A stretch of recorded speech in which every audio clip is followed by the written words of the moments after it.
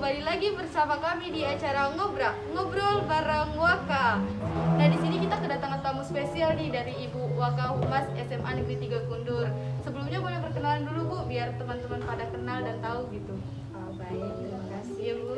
Ibu jawab dulu salamnya ya. Oke. Assalamualaikum warahmatullahi wabarakatuh. Nama Ibu Hajar Rusmiati, mengajar di SMA Negeri Kundur ini dari tahun 2003 sampai saat ini. Terutama ya, sudah belasan tahun. Jadi di sini nih kedatangan Ibu di sini nih kita mau bincang-bincang mengenai program kerja tahunan Humas di SMA Negeri 3 Kundur ya Bu. Jadi di sini sebelumnya saya mau nanya nih Bu, sudah berapa lama sih Ibu menjabat sebagai Waka Humas di SMA Negeri 3 Kundur? Baik, alhamdulillah Ibu sebagai wakil kepala sekolah di SMA Negeri 3 Kundur itu mulai tahun 2005, masih zaman kepala sekolahnya itu Bapak Sudiman SPD. Dari tahun 2005 Ibu sebagai Waka Humas sampai tahun 2010. 2010 itu periode kepala sekolahnya ada almarhum Pak Masnur ANMM.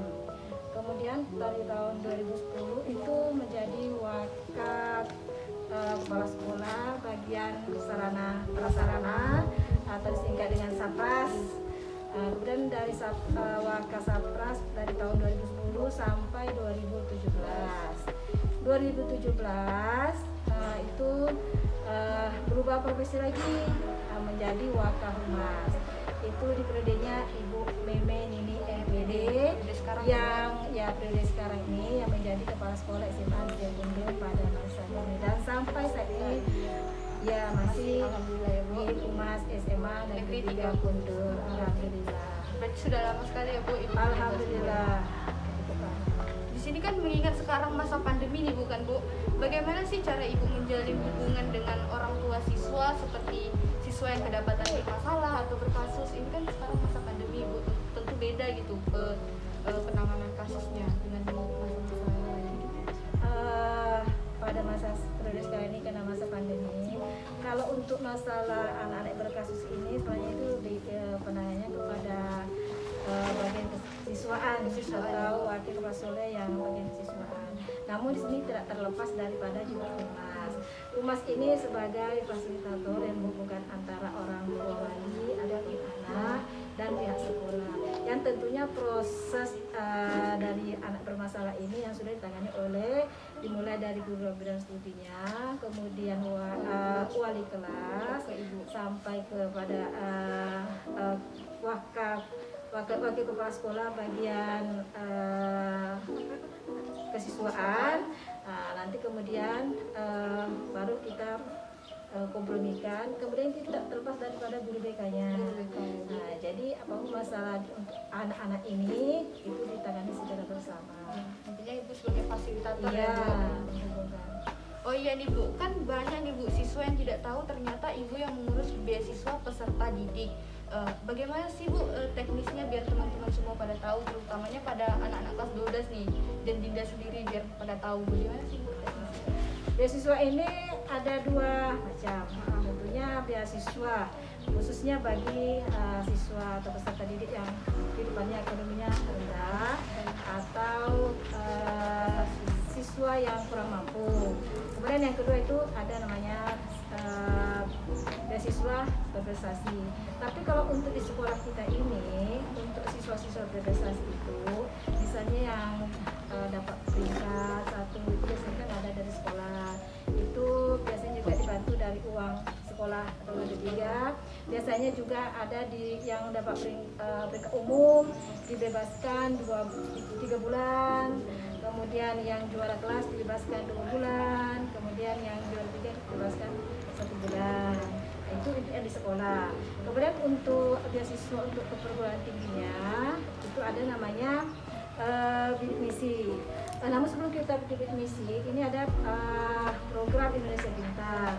Program Indonesia Pintar ini dikhususkan untuk bagi semasa pelajar itu berada di sekolah.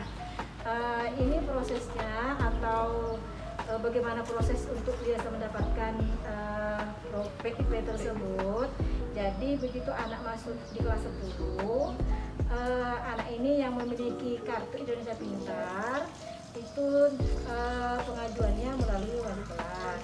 Kemudian nanti dari wali kelas ini itu disampaikan kepada operator sekolah. Nanti operator sekolah ini dimasukkan ke data Dapodik, diusulkan melalui Kementerian Pendidikan.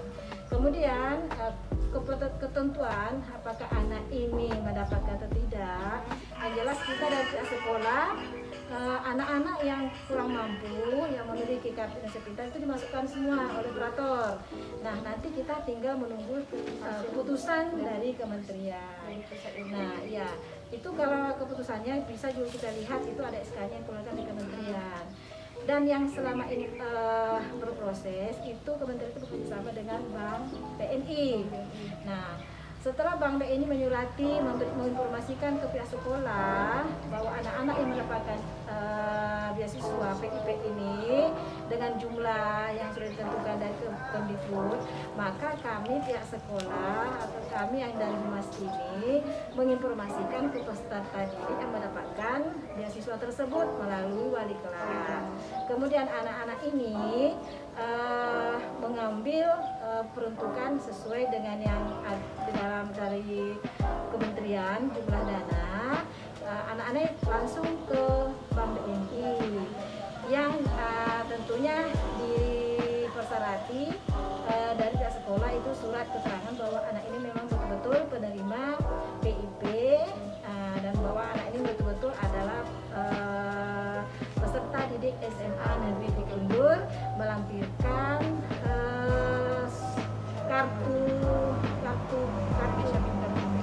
melampirkan kartu keluarga, ya kartu keluarga, ya syarat untuk mengambil PIP di BNI dan kartu pelajar, ya itu untuk PIP-nya. Kemudian untuk beasiswa di perguruan tinggi itu ada namanya program bidik misi. Program bidik misi ini ya cukup lama juga ya, tapi alhamdulillah anak-anak Indonesia ini cukup terbantu dengan program bidik misi tersebut. Itu masa periodenya presidennya SBY tahun 2014. Untuk SMA 3 Kundur alhamdulillah banyak yang mendapatkan bidik misi tersebut. Bidik misi ini merupakan bantuan dari pemerintah untuk anak-anak yang akan kuliah di perguruan tinggi dengan syarat-syarat akademik. Anak tersebut memiliki nilai yang bagus dan anak-anak yang kurang mampu. Pada prosesnya anak-anak tersebut yang kurang mampu itu nanti akan bekerja sama sama guru BK. Jadi kami dari SMA 3 Kundur memang untuk khususnya kelas 12 kami akan menginformasikan pada anak-anak yang memang yang kurang mampu dan akan melanjutkan pendidikan. Nah, karena nanti setelah kita masukkan di bidik misi tersebut, anak-anak yang kurang mampu ini akan melampirkan beberapa persyaratan. Misalnya foto rumah, foto keluarga, foto rumah tersebut, foto dalam rumah, foto ruang keluarga, ruang tamu, kemudian foto rumah dari depan, belakang, samping, dan itu. Karena memang ya banyak persyaratannya dan karena nanti itu akan ada peninjauan. Ya. Jadi nanti kita dari sekolah itu mengusulkan. Nah, kalau memang misalnya anak tuh memenuhi persyaratan, nanti itu keluar begitu nanti anak akan mendaftar di SNMPTN, sesuai dengan jalur apa yang mereka pilih, itu nanti akan langsung terkonek bahwa anak ini bisa mendaftar perguruan tinggi dan mendapatkan bidik misi. Nah, jadi kami dari sekolah memang mengusulkan. Nah, ya nanti apakah dia mau kuliah di Umrah SN-nya, apakah di Unri, karena yang selama ini yang sudah ada anak kita itu yang di Jakarta ada mendapatkan bidik misi, yang di Medan juga ada, banyak yang anak SMA di Padang juga ada, apalagi yang di Umrah itu alhamdulillah banyak anak-anak kita yang mendapatkan bidik misi. Jadi anak-anaknya sangat terbantu. Ya, jadi begitu kalau nak mendapatkan yang bidik misi ya yang kelas 12 khususnya. Kalau kelas 10 belum. Jadi khusus untuk perguruan tinggi khusus anak-anak yang mau kuliah. Ya. Selain itu ada jalur prestasi juga ya, Bu? Ya, jalur prestasi misalnya kalau untuk di perguruan tinggi itu masing-masing perguruan tingginya. Tapi pada saat sosialisasi itu dari perguruan tinggi itu akan menyampaikan kepada siswa-siswa tersebut bahwa kalau misalnya di UPAH itu ada namanya beasiswa berprestasi permata. Ya, jadi anak-anak yang memiliki kreativitas atau memiliki misalnya prestasi di sekolahnya, mungkin di sekolahnya pernah mengikuti perlombaan antar kabupaten atau provinsi. Nah, sertifikat tersebut dilampirkan pada saat mendaftar. Itu yang untuk beasiswa berprestasi di perguruan. Itu harus melalui nilai akademik aja atau non akademik juga, Bu? Dia nilai akademik dan dilampirkan bukti-bukti prestasi Seperti sertifikat. ya, juga, sertifikat pokoknya mungkin dia ya misalnya ikut lomba desain dia dapat juara.